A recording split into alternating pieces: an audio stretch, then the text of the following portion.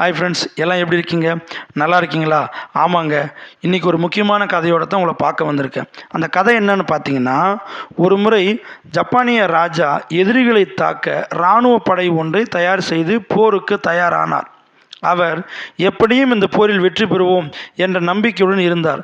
ஆனால் அந்த படையினரோ பெரும் சந்தேகத்துடனே இருந்தனர். இதனால் அந்த ராஜா தன் படை வீரர்களுக்கு தைரியத்தை வரவழைக்க என்ன செய்யலாம் என்று ஒரு துறவியை பார்த்தார். அவர் ஒரு யோசனை சொன்னார். அதேபோல் ராஜாவும் செய்தார். அது என்னவென்றால், அந்த ராஜா போர் செல்லும் வழியில் அவர்களின் குல தெய்வ கோவிலில் நிறுத்தி பிரார்த்தனை செய்து ஒரு நாணயத்தை எடுத்து வீரர்களின் முன், நான் இப்பொழுது இந்த நாணயத்தை சுழற்றி விடுவேன், தலை விழுந்தால் நாம் வெற்றி பெறுவோம், இல்லையேல் போரில் தோற்போம் என்று துறவி சொன்னதை சொல்லி பின் அவர்களிடம் நம் தலைவிதியை இந்த நாணயம் சொல்லும் என்று கூறி நாணயத்தை சுழற்றினார்.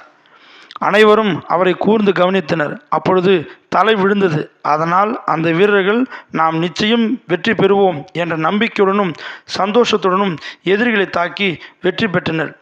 யுத்தத்திற்கு பிறகு துணை மந்திரி விதியை யாராலும் மாற்ற முடியாது என்று ராஜாவிடம் சொல்ல, ஆம் என்று ராஜா சொல்லி அந்த நாணயத்தின் இரு பக்கத்திலும் தலை இருப்பதை காண்பித்தார்.